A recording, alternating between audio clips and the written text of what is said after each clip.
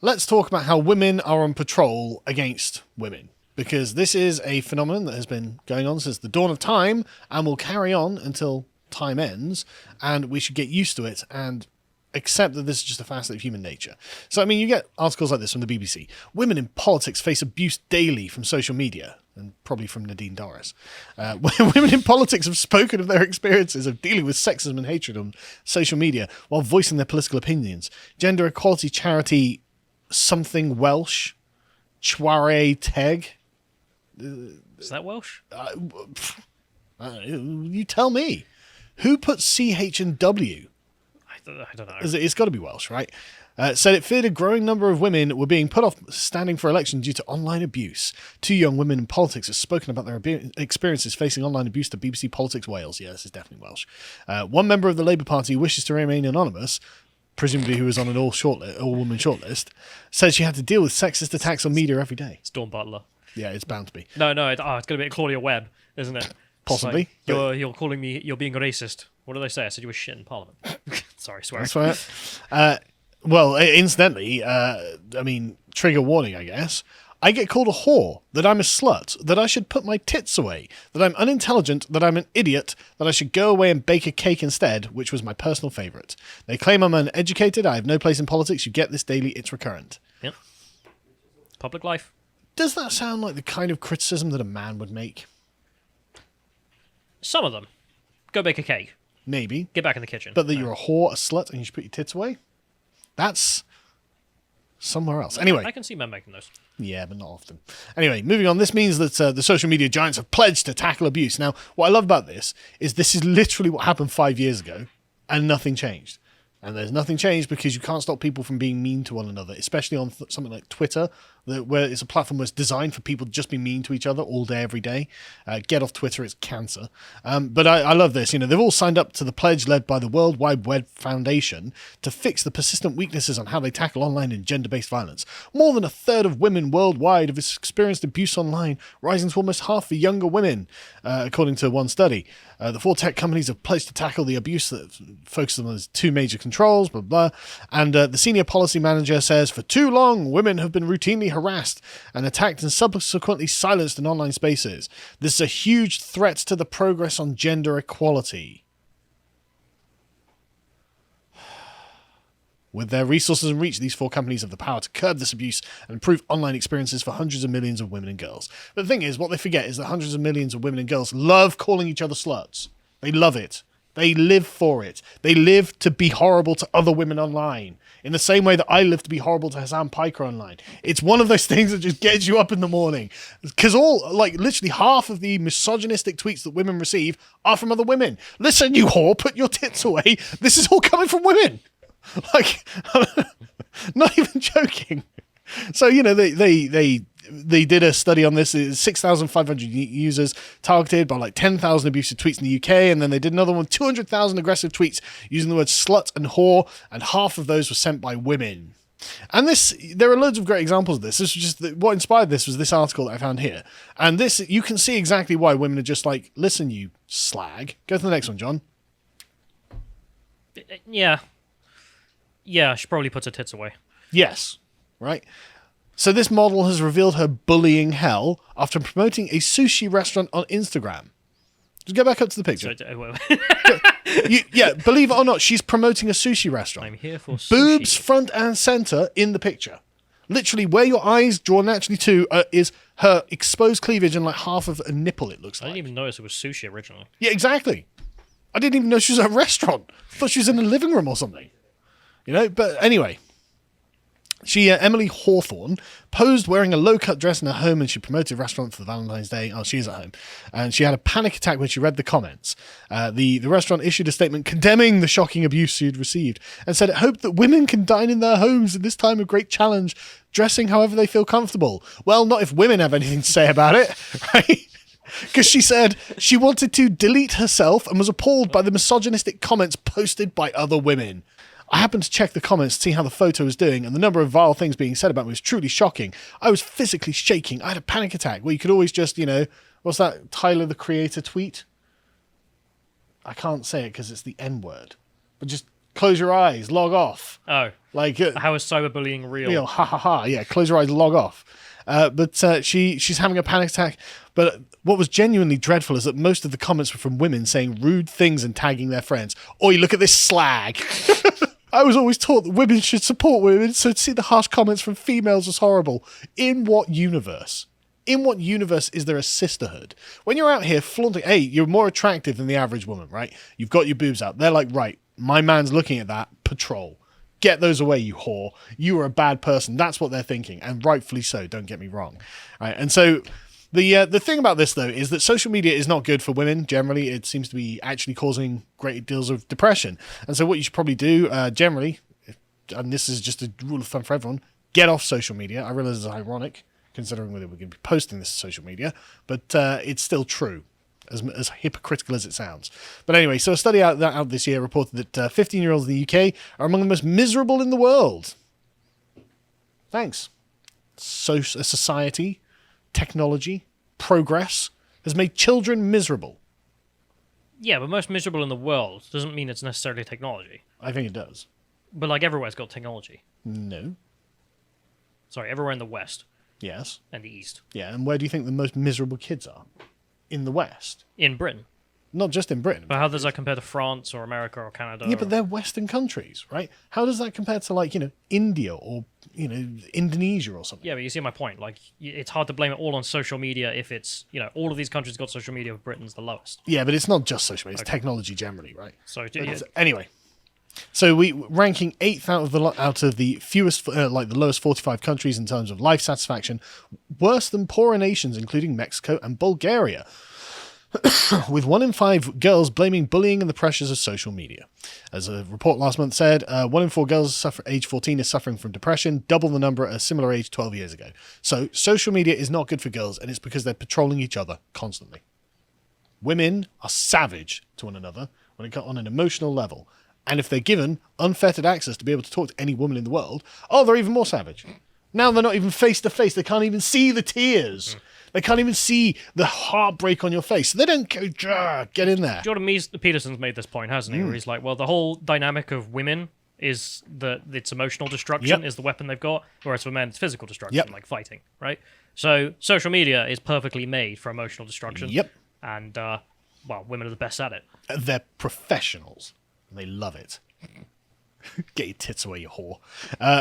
And by comparison, fewer than 1 in 10 boys report the same condition at the same age. Because as you say, boys will just go beat each other up. And the thing is, after one person's beaten the other up, that's generally where it ends. But also they're just bad at emotional destruction. Yeah. Because it's just stupid. It's dumb. Oh, you got a funny face. I don't care what you think. Come fight me behind the bike sheds. I'll fucking kick your ass. Anyway, bearing in mind that this is the generation of women raised under the girl power banner, we have to ask what's gone wrong. Well, what's gone wrong is you've literally weaponized, empowered women to be horrible bitches to one another. And what can you do about it? What can be done? It's got to be banning them from social media. That's the only thing. There's nothing else you're going to do. You're not going to stamp down on that natural urge for women to be on patrol of one another emotionally. You're not going to be able to do that. You're not going to reform society. You're not going to reform women. Yeah. You're not going to do that. So it's got to be banning women from social media. And man, that's going to be good, isn't it?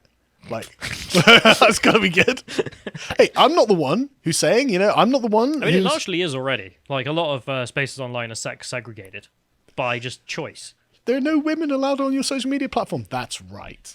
It's for your own good. Because you're miserable. New policy at Gab. You have to live like women in Bulgaria. I'd love a Gab poster. It's like, as avowed feminists, we're going to defend the mental health of women.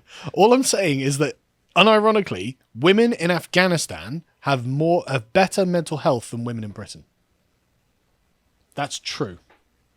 Did the poll include Afghanistan? Well, probably not, but includes lots of places that are like Afghanistan. Anyway, self-harm among girls, and the thing is, right, this is genuinely a real problem, right? Self-harm among girls has risen 68% in the last 3 years, and experts believe that social media is the thing that's putting extra pressure on the girls. It's undoubtedly. I mean, I've seen it in myself and with my own daughter. I don't let her use I don't let her use social media. She hasn't got like Facebook or anything like that. Because that's what you get. It's gangs of girls ganging up on who they think is a vulnerable girl. I've seen like WhatsApp chats and stuff like that. It's like, no, just not having it. Not having it. It's bad for the mental health. I'm not letting them do it. And I don't think you should let your own kids do it either.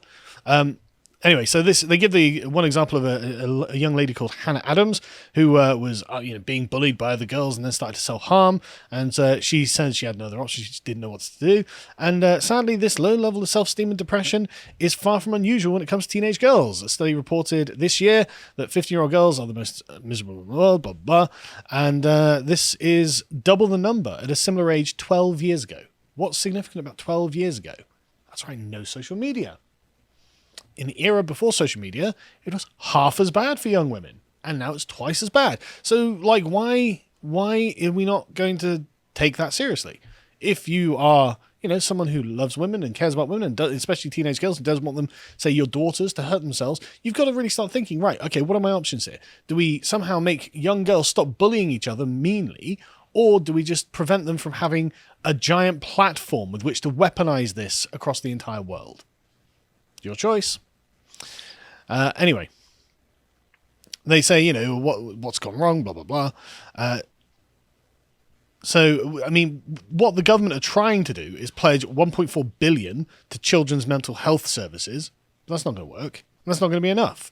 This is just, like, you can't think that you can just pour money into the, excesses of the problem without hitting the root of the thing. Well, you could. Well, it's not going to work. So, no, take cigarettes, for example. Right. Like, there's a huge tax on cigarettes in the UK, tobacco, to then pay for the NHS to deal with people with lung cancer and other cancers, right?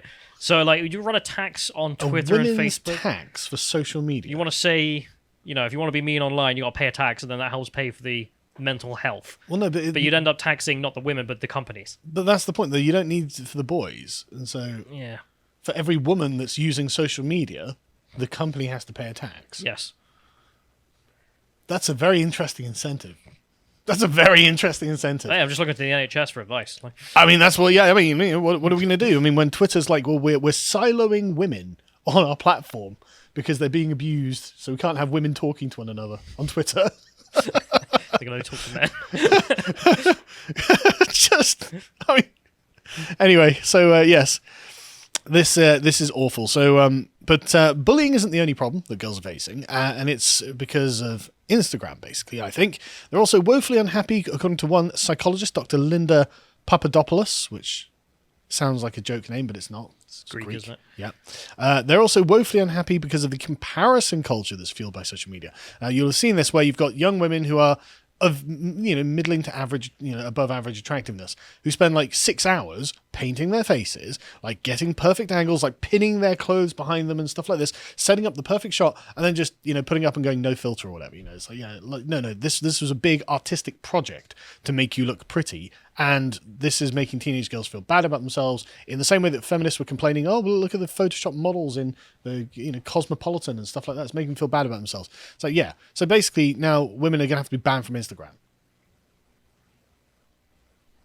I'm loving the future. Loving it. I thought that was like a policy proposal then. I thought you were going somewhere. I'm not the one who runs Instagram, but if you want to deal with these problems, there's got to have to be something here. And again, like, this is all natural. It's all just, what women do naturally that's, on steroids, because it can be done on a massive scale now. Anyway, they say, we only compare up, worrying we're not as tall or pretty or smart as others. We're only compared down because we're constantly shown the ultimate of people's lives: beach shots, gorgeous outfits, and fabulous days out, not our lousy moments. And this comparison culture is not restricted to thigh gaps and filter-perfect holidays either. We obsess about success.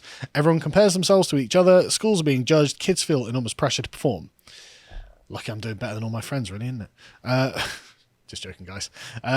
Anyway, this is a statement backed up by a recent poll of 16 and 17-year-olds by the National Citizen Service, which found 72% of girls had cried over exam stress, 62% had felt so anxious before an exam that they thought had been sick, and 60% said their biggest worry for the whole year is they wouldn't get the results they wanted. And so what is to be done? What can be done? What are the options here? There is, apparently unprecedented pressure, according to the NSPCC, to achieve more and work harder due to competition for uni places and a decreasing job market. So they're looking at the jobs they're not going to be able to get because of competition from immigration, and they're feeling a lot of pressure. What can be done? I'm not saying anything. I'm waiting for it. I'm not saying anything. All right.